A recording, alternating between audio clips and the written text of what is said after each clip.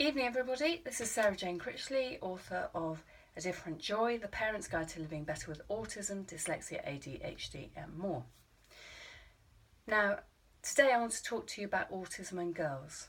Last week I was part of a group working on Transforming Autism Education in Europe as part of the project developed and backed by the University of Birmingham, and we're working with international partners in Italy and Greece. But as part of our wonderful week, which was really exciting, we had a panel of autistic people. So 5 autistic people, 2 of whom were female, 3 of whom were male. And they were talking to the group about any of the questions that we wanted to ask. And one of the questions that I put to them was, what 3 things did they think were important for girls on the autism spectrum? And the first thing that they said, that they all agreed on, was on how important it is for people to be aware of the presentation of autism in girls. So I thought I'd help. So the first thing is that both girls and boys can be on the spectrum. Both have the same core issues, but that they might demonstrate, you might see them in quite different ways. And in order to pick that up, you have to have quite a lot of sophistication in the clinician who's doing that, because the diagnostic criteria that are used were really written based on the way that boys appear, the way that boys demonstrate their autism. So, for example, a boy may have a toy car, and instead of going brum, brum, brum like a neurotypical child might, that means a typically developing child, they might turn it upside down and play with the wheels, because the wheels spinning is actually quite interesting. So that would be something that you'd look for in boys. But girls generally wouldn't have access to those sort of things. And because they're in their diagnostic criteria, it makes it hard for people to diagnose autism in girls. They may instead line up all of their Barbies along a mantelpiece. So that's a very different way of looking. And if the diagnostic clinician doesn't look for that, they might say that the girl can't possibly be autistic. But that's not the case. They're doing the same sort of sorting and systematizing activity, but it may be with different toys, it may be more mainstream, it may look different. Other things that girls do that are different to boys is that they will often make really good eye contact and appear more sociable. So as women and girls, we're brought up by our mothers to be far more social and to expect to have that interaction. Mothers historically don't interact as much with boys. We have scientific evidence to that. And that affects the way that girls develop. So they have higher level social skills. But in girls with autism, that tends to operate at a more surface level. So a girl will often have friends, want to be with other people, but may often get the interpretation of how that social interaction goes wrong. And so you can have all sorts of problems socially as a result of that. So your friends get fed up with you because you don't understand how they work, or you say something wrong. All of those sort of things can cause problems. So we've talked about eye contact, we've talked about the way that girls work socially. They also tend to have less repetitive actions. So where a boy may do flapping when they get excited, they may do this, or bouncing, they might do less of that, or do the grommet hands, the Wallace hands. You know how Wallace and Gromit goes, "Geez, Gromit," when he gets very excited? They might do that. They could do stimming, they could do anything like that, but girls tend not to do that, and that's a socially controlled activity, so they will tend to mask their behaviours better, and they may be more mainstream. Girls have special interests in exactly the same way that boys have special interests, but those interests will tend to be different. So they might have a special interest in Coronation Street or EastEnders or a particular celebrity, or in animals. Lots of girls love animals, and some will go into veterinary science and do really, really well with that. So they're different subjects. They tend not to be as niche. You would be unlikely to find girls who have a special interest in lift engineering. There's no reason why they shouldn't, but it's less likely. So it seems as if they're their special interests will be less recognised as being unusual.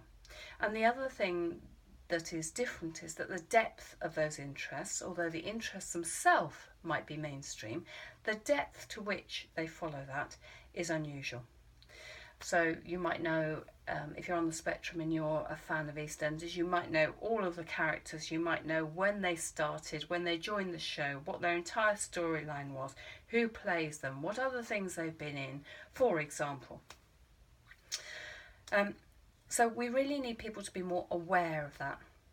Another thing that the panel really wanted to share was that they felt it was really important to emphasise the importance of anxiety and how that impacts on the way that everyone on the spectrum, including girls, experiences their lives. Now, if you're on the spectrum, there are lots of things that can make you really, really anxious. Things don't go the way you plan. You don't understand how social interactions work. You get it wrong. That happens just as much to girls as it does to boys. And if you're able to mask and control how you respond, other people won't know that you're really struggling. So as autism is very much a hidden disability, it is even more hidden in girls. Girls are more able to mask their behaviour so that they can fit in at that surface level. The consequence of that is often, in some of our adults with autism who have been undiagnosed until very late, the cost of that is emotional exhaustion, it's unhappiness, it can be depression, anxiety, and lots of women and girls are actually diagnosed with other things instead of autism first. And they're only now beginning to be diagnosed with autism as we learn and understand more about the way that autism appears in girls and grown-up women. So it's helpful that that's finally happening. The other thing is that because girls tend to fit in a lot more, they tend to try to fit in a lot more, they will often have, or far more often have, what we call the 3 o'clock time bomb. So they've masked and they've coped with all the uncertainty and the unplanned activities and the noise and the sensory issues. All day long at school they fit in, they can be very good girls sitting there working really hard, doing all the things that they're expected to do, and then they get home and they are just exhausted. So they may absolutely explode or they may just become really, really quiet. And meltdowns can happen 2 ways. So there's the explosive and then there's the implosive. And if you are stuffing down your feelings and not able to deal with things and not getting any support, the impact of that can come out in terms of physical ill health, in terms of stress-related illness, in terms of school avoidance, and in terms of long-term mental issues. So it's really important that we do what we can to help along the way. And the final thing that they really wanted to mention was that it's actually quite difficult to know how to be a girl. If you're on the spectrum and you're struggling to understand how people work, the whole area of gender and how that works in terms of feminism and how free you can be, if you're not certain about yourself and your own identity, that can make it doubly difficult. And girls who desperately want to fit in but know that they can't do that because it's just not working no matter how hard they try, that then provokes a huge amount of anxiety. And what is really helpful is having a range of different identities. So understanding that it's okay to be a feminist, that it's okay to be gay, that it's okay to be transgender, that it's okay to be any of those other amazing, different, fantastic people that we can be, is fine. So it's really helpful to explore those different ways of being. There is so much more I could say, but I want to keep this short, so I will leave it there. There is a really good report that you need to get hold of, which is called from NASEN, the National Association for Special Educational Needs, called Girls with Autism, Flying Under the Radar. I'll post the link in the box below. And I'll also put a few extra resources in there. If you want to know more, please check them out and follow. I'd love you to click subscribe, share this as widely as you can, and feel free to pop onto my website at www.differentjoy.com and sign up for the newsletter. More good stuff coming soon. Thanks for listening. I hope it helps. Take care. Bye.